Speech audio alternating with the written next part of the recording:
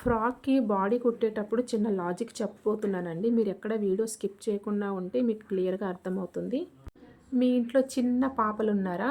అయితే ఫ్రాక్ మనమే కుట్టేసుకోవచ్చు. మీరెవరికన్నా frock gift ఇద్దాం అనుకుంటున్నారా? మీ ఇంట్లో పట్టు చీరలకి బ్లౌజెస్ ఏమన్నా మిగిలిపోయాయా? అయితే మనమే బ్లౌజ్ కట్ చేసి బుడ్డి ఫ్రాక్ కుట్టేసుకోవచ్చు. కటింగు, స్టిచ్చింగు 2 ఈ వీడియోలో చెప్పబోతున్నానండి.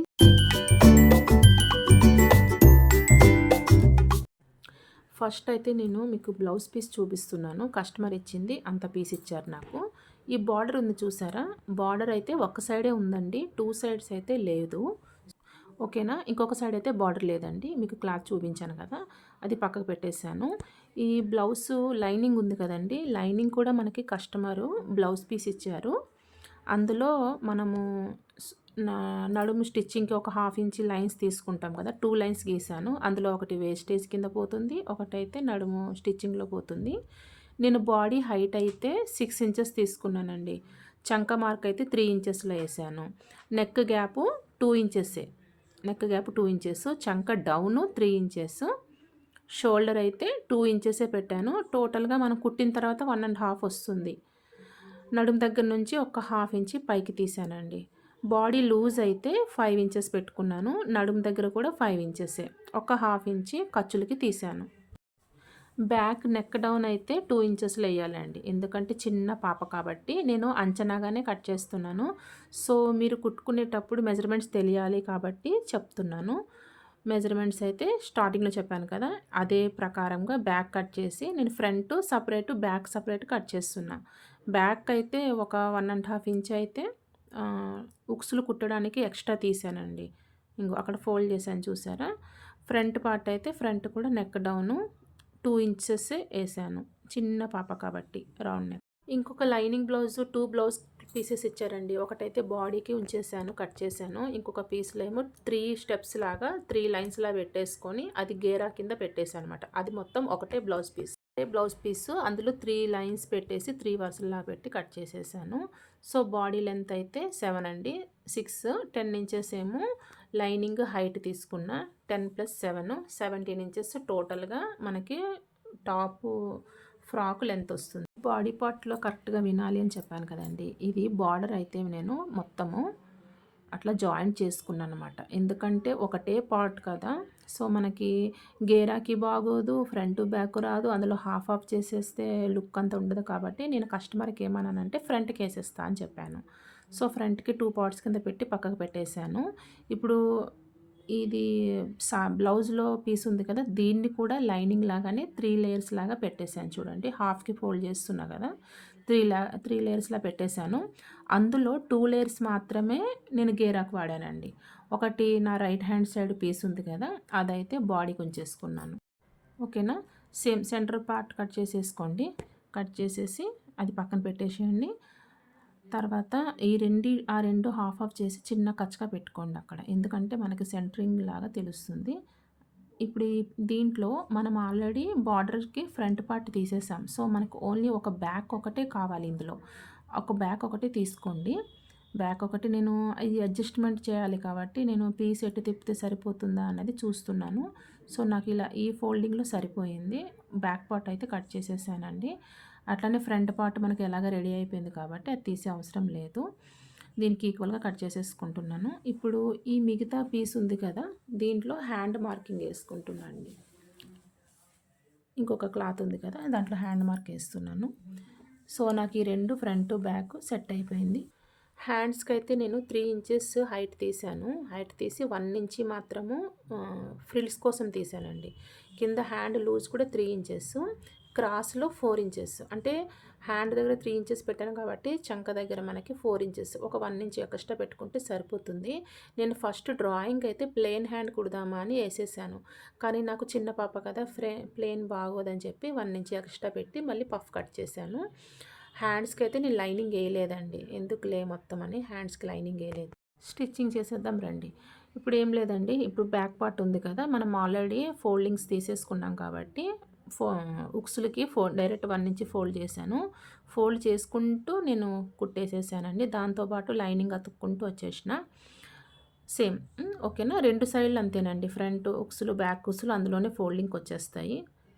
ఉక్సులు పట్టి, కాజా పట్టి ఫోల్డింగ్స్ అయిపోయాయి కదండీ! ఇప్పుడు డాట్స్ కుడుతున్నా చూడండి. డాట్స్ కోసం అయితే షోల్డర్ దగ్గర హాఫ్ చేసేసి అక్కడ 2 ఇంచెస్ వరకు ఏసేసేయండి డాటు.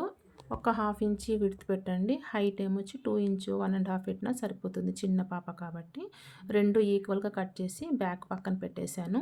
ఇప్పుడు ఫ్రంట్ పార్ట్‌లో మీకు ఒకటి బేసిక్స్ చెప్తానన్నాను కదా! ఏం లేదండి. ఇక్కడే కొంచెం జాగ్రత్తగా చూడండి.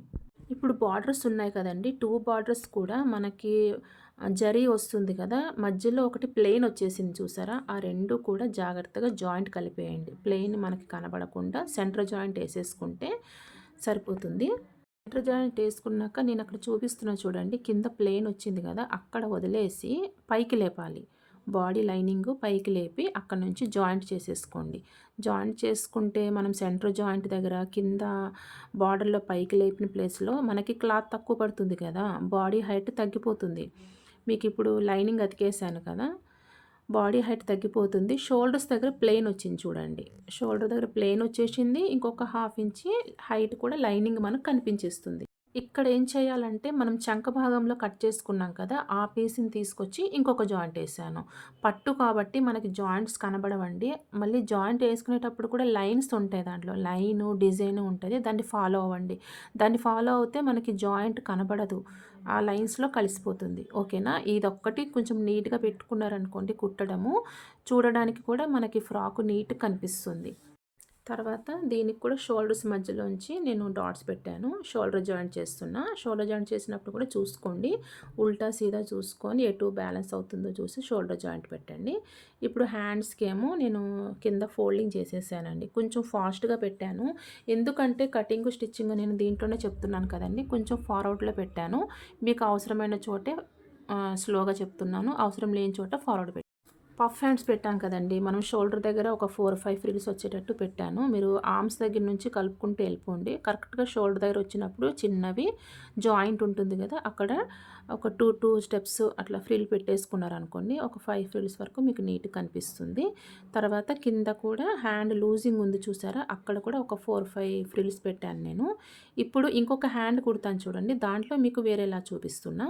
ఫస్ట్ ఫ్రిల్ పెట్టేస్తున్నా చూడండి. ఫస్ట్ హ్యాండ్‌కైతే కుట్టుకుంటూ ఫ్రిల్ పెట్టుకొని వెళ్ళిన. ఇది ఫస్టే ఫ్రిల్ పెట్టేస్తున్నా సెకండ్ హ్యాండ్. 2 మెథడ్‌లో చెప్తున్నానండి నేను. మీకు ఏ మెథడ్‌లో నచ్చితే ఆ మెథడ్‌లో కుట్టుకోండి. ఇది ఫస్ట్ ఫ్రిల్ పెట్టేసాను నేను. స్టార్టింగ్‌లో సెంటరింగ్ దగ్గర నుంచి 2 ఫ్రిల్స్ పెట్టేయాలి. ఇది కూడా హాఫ్ హ్యాండ్ కింద కూడా ఒక 2 ఫ్రిల్స్ ఒక టోటల్‌గా 5 వస్తాయండి అంతే.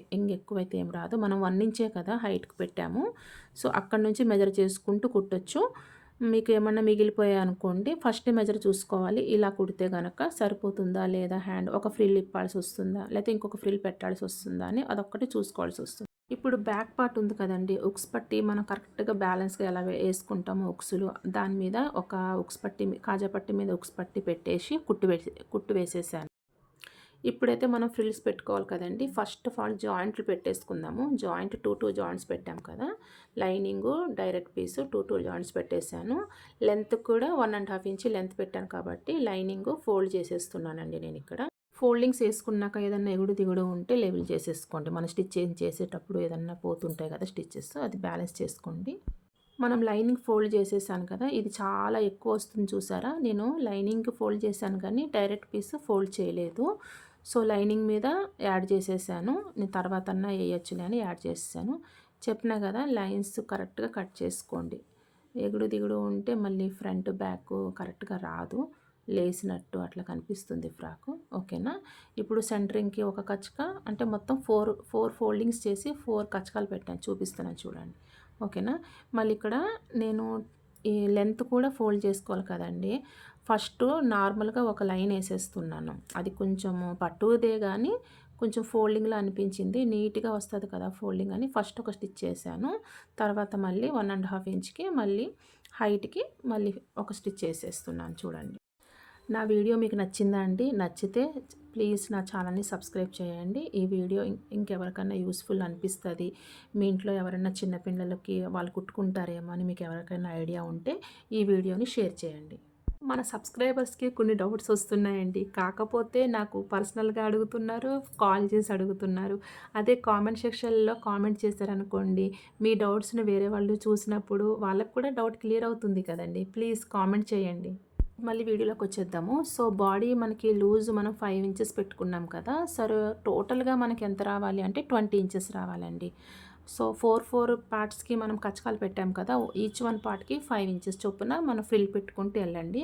ఒక్కొక్కసారి ఎక్కువొస్తాయి, ఒకసారి తక్కువొస్తాయి. తక్కువొచ్చినప్పుడేమో ఒక 2, 3 కుచ్చులు తీసేసి సెట్ చేసుకోవచ్చు. ఎక్కువొచ్చినాయి, తక్కువొచ్చినాయని కంగారు పడిపోయే అవసరం ఏం లేదండి. ఓ 2, 3 కుట్లు ఇప్పేస్తే సెట్ అయిపోతుంది. తక్కువొస్తే దగ్గరికి కుట్టు పెట్టేసుకోవచ్చు. సో, ఇక్కడ కరెక్ట్‌గా మెజర్‌మెంట్ సరిపోయిందండి. కుచ్చుల దగ్గర నుంచి హాఫ్‌కి కచక పెట్టాను నేను. ఇది కూడా బాడీ కూడా హాఫ్‌కి కచక పెట్టాను. ఒక సైడ్ అయితే కలిపేసుకోవాలండి.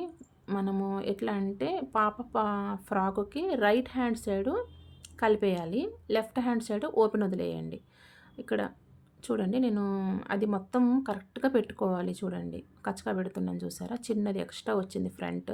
ఎందుకంటే బ్యాక్ మనము కాజా పట్టీ మీద ఉక్స్ పట్టీ ఇట్లా ఎక్కించి కుట్టు పెట్టుకున్నాం చూసారా? ఆ మాత్రమే మనకు తేడా వస్తుంది. అందుకే నేను ఫ్రంట్‌లో కొంచెం లైట్‌గా కటింగ్ చేసేసాను. ఇప్పుడు మనం 1 ½ ఇంచి ఖర్చు వదిలేసాం కదా! అంటే బాడీ స్టిచెస్ కోసం అక్కడికి same to same hand loose 3 inches పెట్టుకున్నాం. 3 ఇంచెస్ దగ్గర నుంచి 1 ½ ఇంచి ఖర్చుకి వన్ సైడ్ కలిపేసాను నేను. ఒక సైడ్ కలిపిస్తాను చూడండి. ఇప్పుడు హాఫ్‌లో కచకా చూపిస్తున్నా కదా! అక్కడ హాఫ్ నుంచి మనము ఈ ఫ్రంట్ పార్ట్ దగ్గర నుంచి యాడ్ చేద్దాం. ఎందుకంటే మనకి కరెక్ట్‌గా సెంటర్ పాయింట్ అనేది వచ్చేస్తుంది. నేను కుడుతున్నప్పుడు మీరు కొంచెం ఇలా చూసుకుంటూ ఉండండి. సరిపోయిందా లేదా? లేకపోతే ఇంకో 2 కుచ్చులు పెట్టాలా? లేకపోతే ఓపెన్ చేసి అక్కడ ప్లెయిన్ ఉంచాలా? అని చెక్ చేసుకుంటూ కలపండి. అలాగే లాస్ట్‌లో మనకి ఖర్చు ఉంటుంది చూసారా? 1 ½ ఇంచు. అక్కడ కుచ్చులు లేకుండా చూడండి. ప్లెయిన్ క్లాతే పెట్టుకోండి. ఎందుకంటే స్టిచెస్ ఏసేటప్పుడు మనకు కుచ్చుల మీద కుట్లు పడిపోతే నీట్‌గా కనిపించదు ఫ్రాకు. ఖర్చుల ప్లేస్‌లో ప్లెయిన్‌గా చూసుకోండి. చూడండి ఒక సైడ్ కలిపేసాను నేను. ఇంకొక సైడ్ కలపాలి. ఇంకొకసారి నేను మొత్తం ఇంటర్లాక్ చేసేసానండి. చిన్న పాప కదా! మళ్ళీ గుచ్చుకుంటది, దారాలు పోతాయని చెప్పేసి ఇంటర్లాక్ చేసుకొచ్చాను. ఇది చిన్న ఫ్రాకే కాబట్టి నేనేం చేస్తున్నా అంటే టోటల్‌గా కింద వరకు కూడా బాడీ నుంచి కింద వరకు కంప్లీట్ కలిపేస్తున్నా.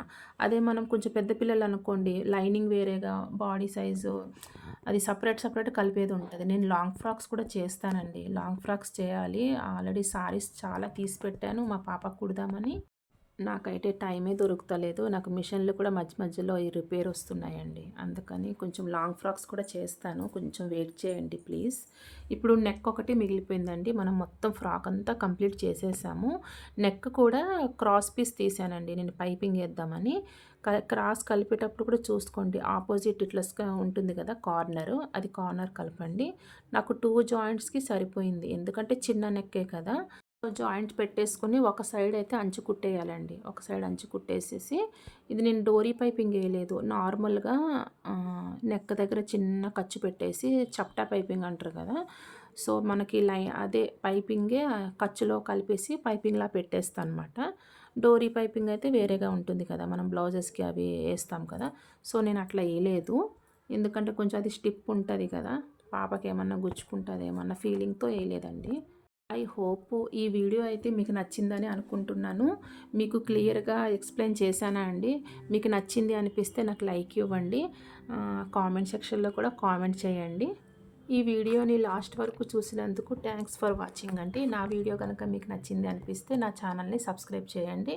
నెక్స్ట్ ఇంకొక వీడియో లెహెంగా బ్లౌజ్ చెప్పబోతున్నానండి. సేమ్ ఈ పాపకే. Okay. Take care. Bye bye.